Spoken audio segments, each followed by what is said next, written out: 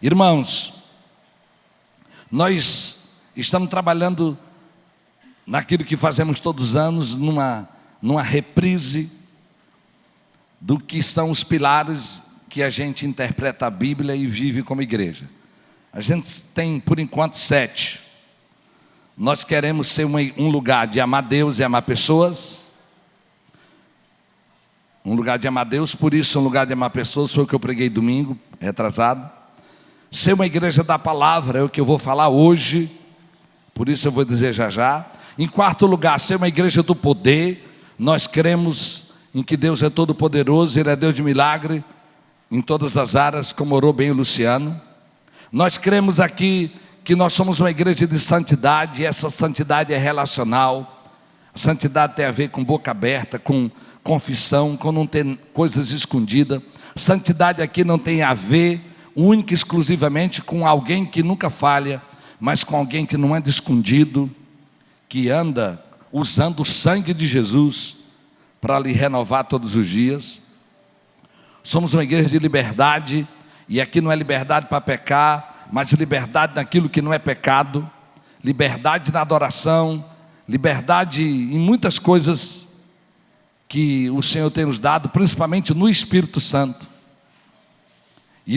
E somos uma igreja que lutamos para viver por revelação.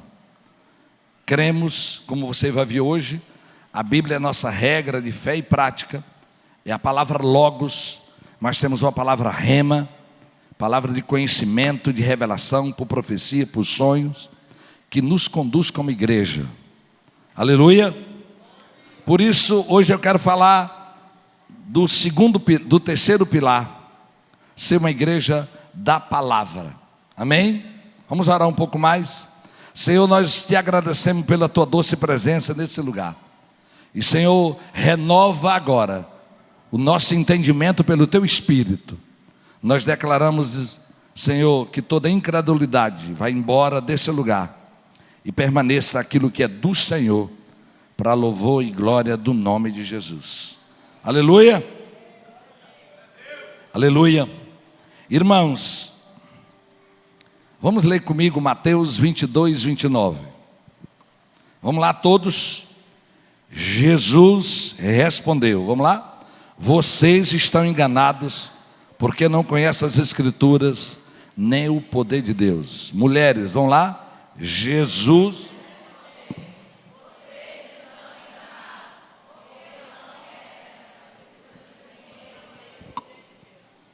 O Senhor Jesus, em uma conversa com os judeus religiosos, eles tentam colocar Jesus à prova, e tentando colocar Jesus à prova, ele diz essa frase, esse princípio que nos conduz até aqui. Jesus disse, a respeito das várias interpretações deles, vocês estão enganados, por não conhecer a Escritura, nem o poder de Deus. E o primeiro entendimento, irmãos, é que o engano é algo do diabo, algo de Satanás. Enganador é um dos títulos dele. Apocalipse diz, chegado está a nossa grande salvação, porque o enganador das nações foi lançado no lago de fogo e enxofre. O engano em si não é pecado, mas nos leva ao pecado. E a maioria das seitas, das heresias, das loucuras que acontecem em nome de Deus, são resultados de engano, de adulteração em relação à palavra. A Bíblia Sagrada, ela não é necessariamente a verdade, mas ela é a revelação da verdade, que é Deus, que é Jesus. A Bíblia, ela não só contém não, ela é a palavra de Deus que nos norteia. Por isso, quando nós, há 17 anos atrás, desejamos ser uma igreja da palavra, é que as nossas crenças e convicções, elas são tiradas da Bíblia. Há muita coisa que não tem princípio bíblico, que não tem mandamento bíblico. Uma delas é a cor que se pinta uma parede, ou o material que se senta numa cadeira. Há muita coisa que elas são culturais, que elas não são pecados. Ok? A cultura, e a cultura nós vamos respeitando. Você viu o cabelo do João Guilherme? É com muita coragem para cortar um cabelo daquele jeito. Você viu o cabelo da minha esposa? Cor de fogo? Pois é. Essas coisas. Justamente. Irmãos, tem muita coisa. Os adolescentes ali, se eu ver cada um deles, eu não estou entrando em liberdade, eu estou dizendo aqui, vamos dar valor àquilo que é caráter, ok? Às vezes nós estamos agarrados ao externo de uma maneira tão forte que fugimos daquilo que é essência. É possível que alguém também use a Bíblia para pecar. Já vi alguém andando nu numa igreja seminua e eu disse: irmã, você não acha que essa roupa está muito indecente? Ele disse: não, pastor, Deus quer o meu coração, Ele não quer vestido não. Eu digo: não, Ele quer um coração obediente e que a senhora não peque contra o templo do Espírito Santo. Eu sei, irmãos, que o inimigo vai tentar fazer é com que a gente seja enganado em relação às interpretações da Bíblia. E é possível que em algum momento se erre, mas nós desejamos ser norteado por ela. Amém? Então diga comigo: eu sou um crente da palavra. Todas as vezes que a Bíblia fala da Escritura Sagrada no Novo Testamento, ela está falando do Velho, porque o Novo não tinha sido escrito ainda. Então, a Bíblia, irmãos, diz, Romanos, que a fé vem pelo ouvir a palavra de Deus. Nós só temos fé porque Deus se revelou e escreveu essa palavra. E quando o inimigo desejou destruir o cristianismo, que foi desde o começo, uma das coisas que ele mais fez foi afastar as pessoas da Bíblia. Os irmãos sabem pela história que nós só temos 500 e poucos anos que esse livro voltou, foi traduzido das línguas do grego e hebraico, eles traduziram para o latim, e nunca mais, só os religiosos tinham acesso à Bíblia. Tem 500 e poucos anos, quando o Brasil foi descoberto, que o primeiro livro impresso foi esse livro, traduzido para uma língua popular. Essa Bíblia, irmãos, no Brasil, eu conheci cidades no interior de Pernambuco, algodões no sertão do Moxotó,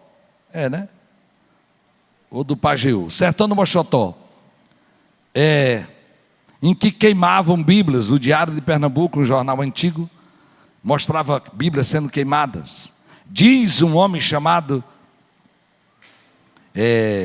Aníbal Pereira do Reis, um ex-padre, ele tem um livro chamado O Santo que Anchieta Matou, porque as primeiras Bíblias foram impressas na Inglaterra, e os comportores saíam vendendo, e segundo esse homem, eles mandaram matar esse comportor e esquartejaram, porque estava vendendo Bíblia.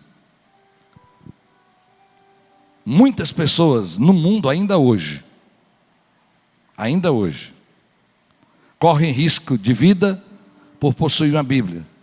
Basta que você não entre em alguns países.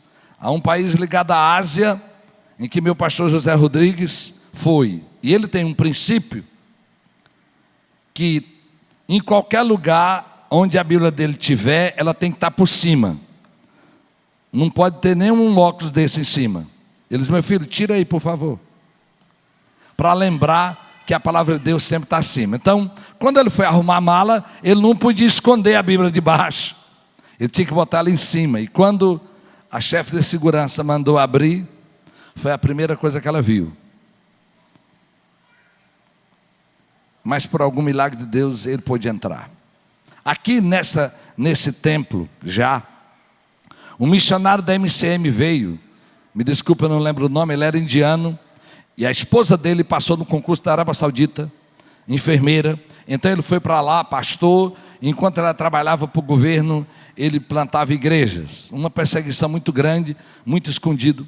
E eu lembro do dia em que ele disse: irmãos, Minha esposa um dia saiu de casa e disse: hoje eu vou ler a Bíblia no meu trabalho. Aí ninguém disse aleluia, porque era uma realidade longe da nossa. Naquele dia ela teve coragem de levar a Bíblia para aquele hospital daquele país muçulmano, correndo o risco de ser deportada, para provar que ela era cristã. Quando a Rússia se abriu para o Evangelho, um grupo de pastores batistas, e um deles, colega meu, Eli Fernandes, da primeira igreja, da Igreja Batista da Liberdade em São Paulo, foi um dos homens que fizeram parte da equipe, que foram levar Bíblias para a Rússia. E eu não estava lá, mas eu tenho uma cena gravada na minha memória, dele descrevendo, quando eles entregaram uma Bíblia para uma senhora, que na época de Stalin ela tinha 15 anos ou 16, agora ela tinha quase 80 anos, e ela beijava a Bíblia e dizia: Stalin roubou a minha, depois de 70 e poucos anos, eu tenho uma Bíblia de novo. Pega a sua aí, diga: Senhor, eu amo a tua palavra. Beija aí, ou coloca no celular, diga: Senhor, eu amo a tua palavra. Eu amo a tua palavra. Olha aqui, ou esse livro lhe afasta do pecado, ou o pecado vai afastar você dele. Em nome de Jesus, seja apaixonado por ele. Talvez ele está tão disponível que você não lê. Ele está tão disponível, é tão fácil achar.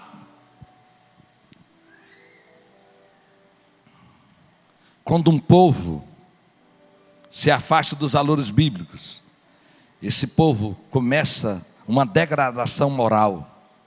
Os lugares civilizados são lugares em que a Bíblia faz parte da cultura. É a palavra que faz gerar fé em nós. Nós queremos porque Ele trouxe a nós. O profeta Oséias diz no versículo 4, capítulo 4, 6: meu povo foi destruído por falta de conhecimento. Diga comigo: meu povo foi destruído por falta de conhecimento.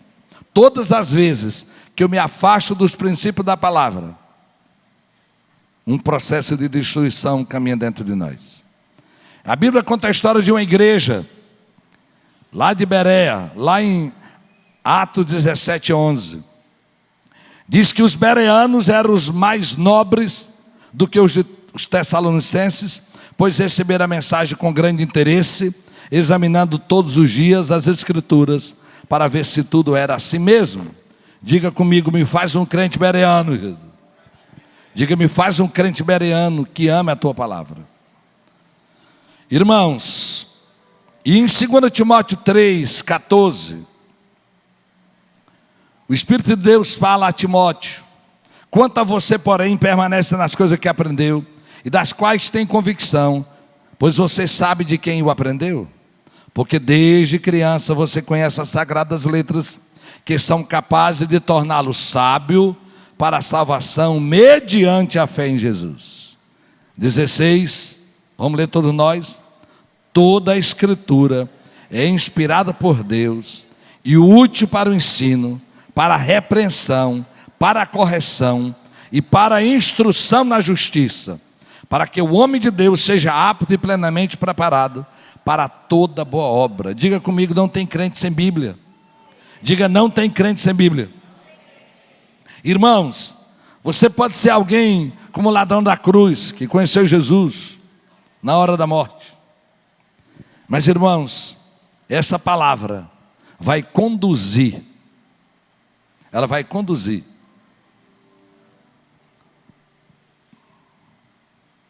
a nossa vida para um novo nível. Aleluia. Somos o povo da palavra para alterar nossos valores. Olha o que a Bíblia diz em João 15, 3. Vamos lá ler. Vocês já estão limpos pela palavra que lhes tenho falado. Irmãos, é pela palavra que o Senhor vai nos limpar. Se você conhece pouco de Bíblia, pouco de santidade você terá na sua vida.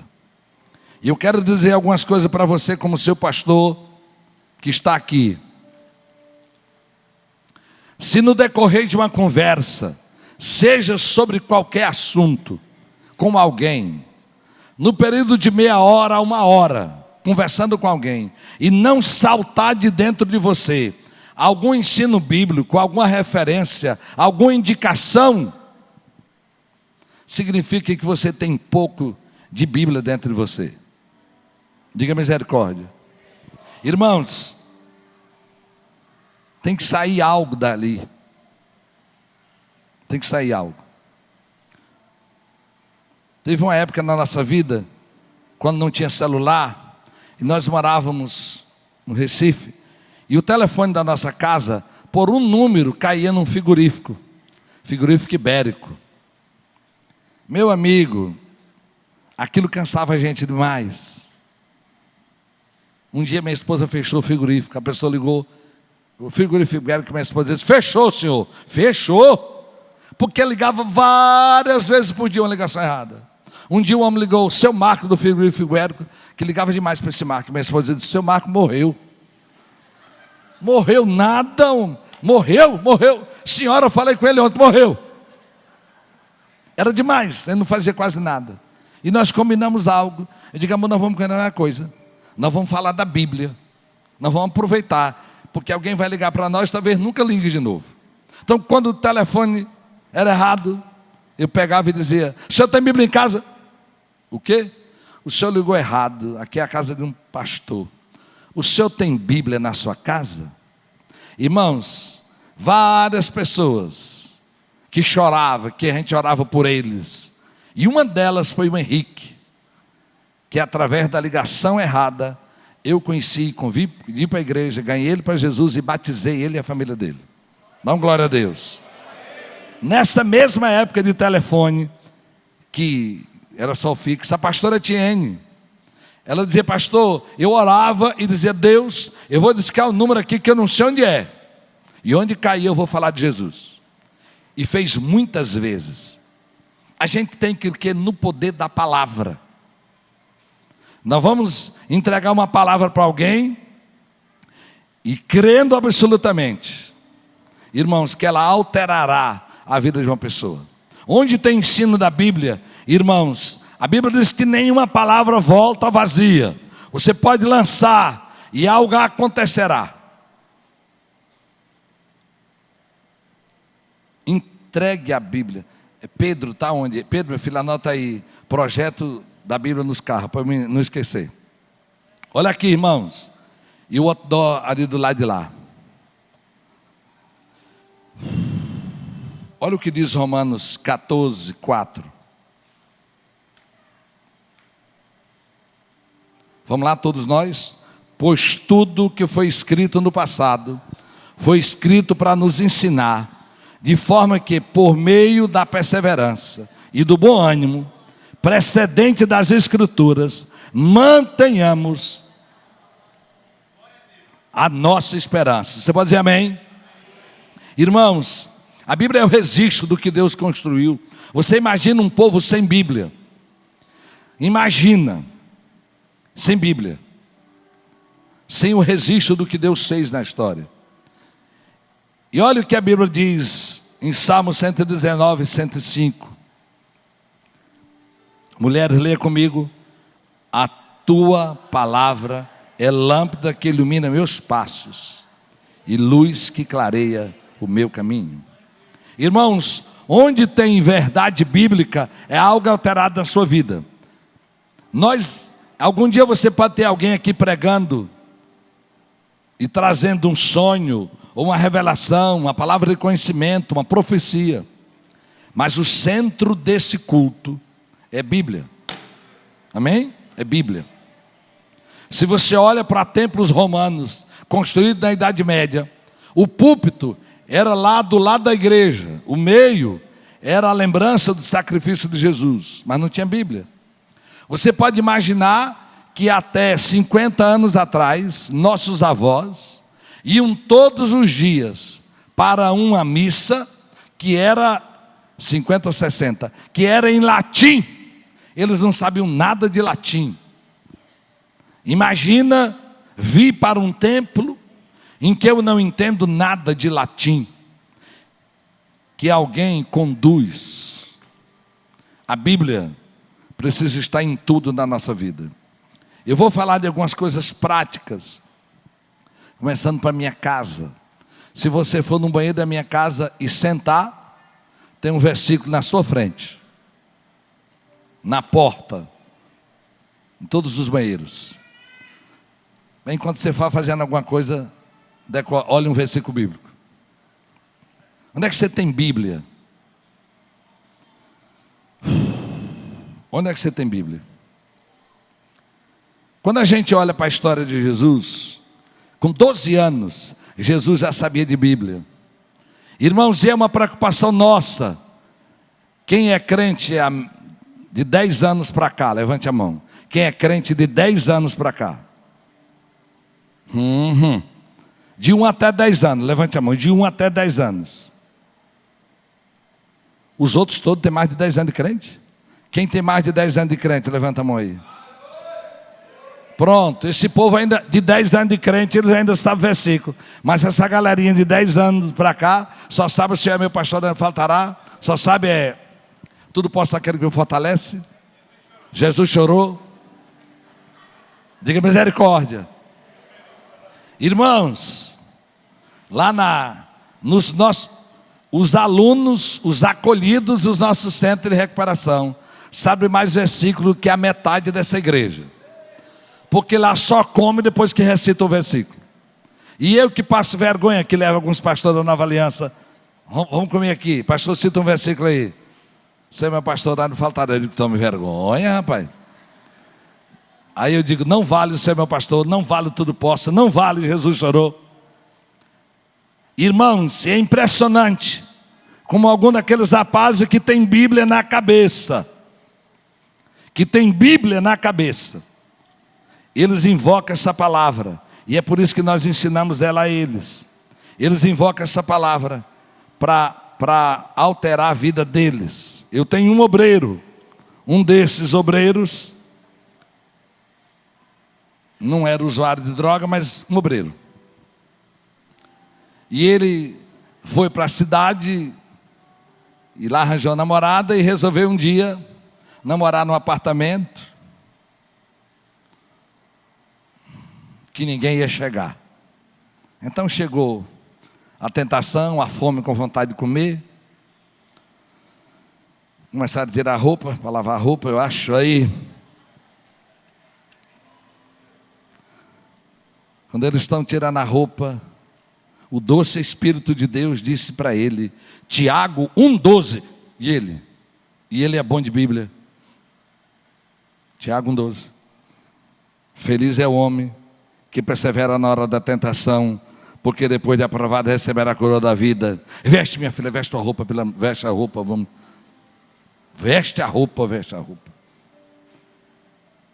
Quando eu digo isso, eu não quero que você vai se fiar. O Espírito Santo vai me dizer, quando eu tiver para pecar, vigie. O Espírito Santo tem mais o que fazer. Mas quando uma pessoa sabe Bíblia, fica mais fácil para o Espírito Santo lembrar. Diga comigo, Tiago 1,12. Vale servir, mas não vá fazer planejamento para pecar não. Olha aqui, irmãos, coloque a Bíblia dentro de você. E quando eu estou dizendo isso, talvez você diga, pastor, não, eu pego no celular, pastor, e eu acho a Bíblia que eu queira. Olha aqui para mim, como que você vai achar um versículo se você não sabe? Se você nunca decorou, você vai dizer, aquele versículo que fala assim, nem o Google vai descobrir, porque você não sabe nem como é o versículo. Olha o que a Bíblia diz. Como é que Jesus, a partir dos 12 anos, que vivia no meio dos doutores, porque ele sabia Bíblia. Olha o que diz lá em Mateus 4, quando ele foi tentado, depois de jejuar 40 dias e 40 noites. Diz que o tentador aproximou-se dele e disse, se você é filho de Deus, mande que essas pedras se transformem em pão. Jesus respondeu, está escrito, nem só de pão viverá o homem, mas de toda palavra que procede da boca de Deus. Esse texto está escrito em Deuteronômio. Jesus vai argumentando com o diabo. O diabo sabe Bíblia mais do que a maioria de nós. Mas foi com a Bíblia, com a interpretação correta, que Jesus venceu o diabo. Algumas tentações, ciladas, enganos da vida, se você tiver um entendimento da Bíblia, você refutará o que vai chegar em você. Alguém vai dizer: mulher, tu também é humana, tu também é gente. Mulher, todo mundo faz. Espero que você tenha um versículo para refutar essa pessoa.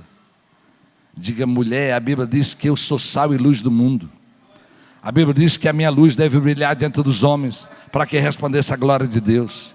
Eu espero que você diga para ela: mulher, não é assim. A Bíblia diz que tudo que vós quereis que os homens vos façam, fazei vós a eles. Quem tem de 20 anos para baixo, levante a mão aí. Aproveite para decorar.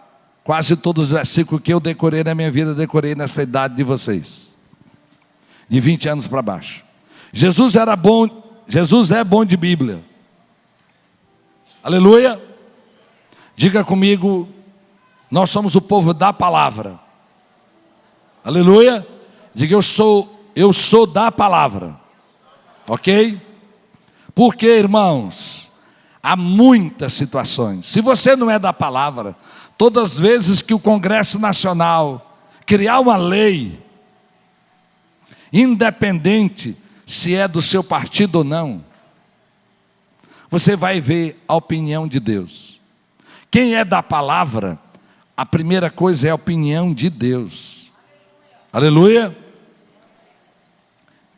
É possível que os deputados e senadores criem alguma lei, por exemplo, dizendo que você pode abortar a hora que quiser, com o entendimento do feminismo, de que o corpo é da mulher, e que a vida que tem dentro, ela manda nessa vida e pode matar. Nessa hora, você vai lembrar do que a Bíblia diz: não matarás.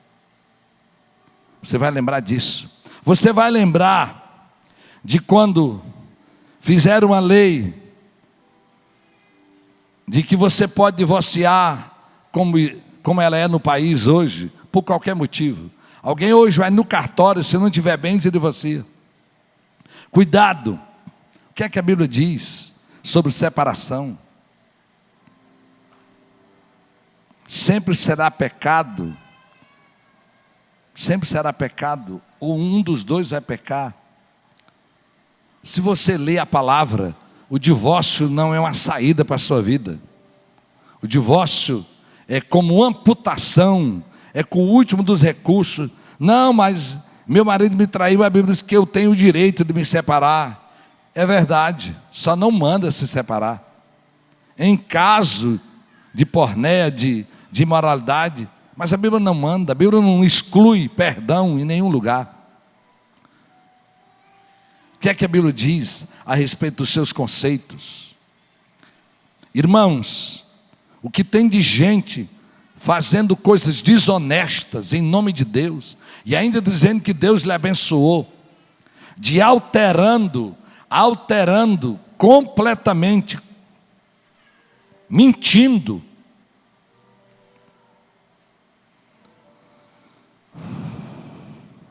Você não tem ideia do que nós passamos como igreja, de vários funcionários: pastor, me demita, para eu pegar meu FGTS, e eu fico uns meses trabalhando aqui sem ser de carteira assinada, me ajude. Eu digo: irmã, a senhora acha que isso é correto?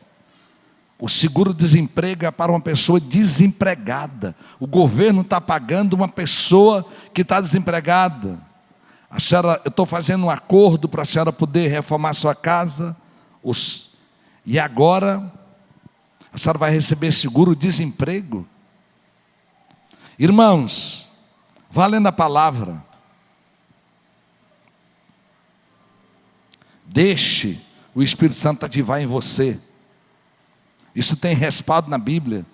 A Bíblia diz: não mentirás. Talvez você diga: pastor, mas lá no Egito Deus mandou as parteiras mentir. Sim, para preservar a vida. Como você também está livre. Chegou uma pessoa com um revólver na sua casa procurando alguém que entrou, e diga: a pessoa está aqui, a pessoa está aqui. E você diz: está ali, está debaixo da cama, mate ele lá. Você não vai fazer isso. A vida é mais importante. Mas cuidado, irmãos. Você está andando com a Bíblia debaixo do braço, mas ela precisa passar para dentro do seu coração. Aliás, irmãos, há 40 anos atrás, 48, 45, a gente sabia que alguém era crente de verdade quando ele tinha coragem de sair com a Bíblia no meio da rua. Se fosse mulher, era assim. Se fosse homem, assim ou debaixo do braço. Tinha que ser crente de sangue no olho, porque as pessoas iam rir de você, ia ridicularizar. Por causa dessa Bíblia, muitos cristãos morreram e ainda morrem no mundo, e ela está à sua disposição e à minha. E eu quero lhe trazer alguns entendimentos. Nós somos o povo que pregamos a Bíblia, e vamos caminhar assim. Que o Senhor nos ajude a fugir de enganos. Tem coisas, irmãos, da Nova Aliança que é contra a cultura evangélica em qualquer lugar. Quando nós começamos a permitir as pessoas batizarem, embora tenha um pastor, eu digo: me prove na Bíblia onde quem batizava eram os pastores. Se a Bíblia diz que nem Jesus batizava, quem batizava eram os apóstolos. Talvez seja estranho, mas irmãos, vamos caminhar para aquilo que nos conduz para uma conduta de caráter. Para uma conduta de caráter. O que é que a Bíblia diz a respeito dessa sua opinião? E eu quero falar de duas atitudes práticas de uma igreja da palavra. Diga comigo: eu sou essa igreja. Essa igreja não sou eu, irmãos. Primeiro, irmãos, eu desejo em nome de Jesus. Olha, deixa outra coisa da Bíblia aqui. Não quero entrar em detalhes. Atos 15, 20. Ao contrário, devemos escrever a eles, dizendo-lhes que se abstenham da comida contaminada pelos ídolos, da imoralidade sexual, da carne de animais estrangulados e do sangue. Está claro na Bíblia que crente não come galinha cabridela, está lá. E nem outra comida com sangue. Não, pastor, mas isso já passou. Não passou não, irmãos. Aqui é o Novo Testamento. A Bíblia diz que eu não vou comer comida contaminada de ídolos, de festejo, de coisa de ídolo. Eu não vou viver em práticas de imoralidade. E também não vou comer carne de animais estrangulados, de animais que não foi derramado sangue. E muito pior, pegar o sangue de galinha cabridela e botar dentro para comer. Olha aqui. Que comida você come de sangue? Você come sarapatel? Vá para a Bíblia. Ah, pastor, mas é gostoso. Você é crente. É uma lembrança, é algo que a Bíblia não tirou do Velho Testamento. Nós vamos olhar e lembrar. E lembrar que o Senhor nos proibiu de comer sangue. Diga comigo: sei pouco de Bíblia. Diga: eu sei pouco de Bíblia. Vamos caminhar. Olha aqui para mim. Eu tenho dois entendimentos que eu quero que você caminhe com ele. Primeiro, diga comigo: ler, meditar e memorizar. Vamos lá? Ler, meditar e memorizar.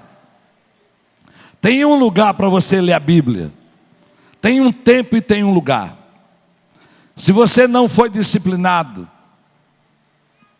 nós vamos passar o dia, irmão, cuidando de tudo quanto é de coisa. Você pode seguir um diário. Eu estou lendo A Presença de Bill Johnson. Um diário, um devocional, com texto bíblico e com comentário. Você pode adquirir na livraria, em outro lugar. Faça um plano de leitura. Se você lê 4 capítulos por dia, antes de dezembro, você terminou de ler a Bíblia inteira. 4, diga comigo, 4. Toque quem está à sua direita, diga 4. Vai para a esquerda, diga 4. Eu não vou perguntar quem nunca leu a Bíblia toda, para você não passar vergonha. Em nome de Jesus. Comece a ler. E ler também pode ser ouvido. Coloque a Bíblia lá. Eu tenho um amigo que a Bíblia é ouvida 24 horas na casa dele. Aumenta ou diminui? O tempo todo. Bote a Bíblia para você ouvir. Leia e escute essa palavra enquanto você faz algo. Diga comigo, lê. Para você poder entender. O que tem de crente, irmão, dando opinião daquilo que a Bíblia está clara em dar opinião. Segundo é meditar. Do texto que você leu, pega um versículo para aquele dia e comece a meditar nele. Meditar é repetir aquela frase. Talvez você vai dizer: posso todas as coisas naquele que me fortalece. Ou Senhor, sem mim nada podeis fazer. Passe pensando nessa frase durante o dia, repetindo: Senhor, o que é que o Senhor tem? Me fala meu espírito, a minha mente. Medite naquilo. Deixa Deus ministrar seu coração. Durma com essa meditação. Você vai ver o que Deus vai lhe falar de manhã. Medite na palavra. Talvez você, com muita facilidade, o que é que a Bíblia fala desse assunto? Vai mais de um lugar. Diga comigo, tempo e lugar. Tempo e lugar. O Espírito Santo deseja ativar coisas em você que, se você não ler, você não saberá. Terceiro lugar, memorize a Bíblia. Nós temos uma amiga, eu e minha esposa, ficou internada no UTI, é Lourdiane. E eu lembro como ela se emocionada, ela dizia: pastor, se eu não soubesse versículo bíblico, eu não tinha me fortalecido naquela UTI. E eu ia recitando os versículos bíblicos, que fortalecia a minha fé. É possível que tenha hora que você não tenha um celular e muito menos uma Bíblia para você recitar um versículo na vida de alguém. Você está orando e Deus vai trazer um versículo para você. Primeira atitude: ler, meditar e memorizar. E faça o plano que até o dia 31 você possa ler a Bíblia. Eu não vou mandar você fazer, porque eu não quero que você peque. Mas antes do final do culto, decida. Em segundo lugar, deixe a Bíblia lhe conduzir e use ela no dia a dia. Use ela. Deixe ela lhe conduzir naquilo que é valor da palavra. Aleluia. Um crente não tem opinião quando ela é contrária, quando ela for contrária da Bíblia. O que é que Jesus diz a respeito disso? Nós somos o povo da palavra.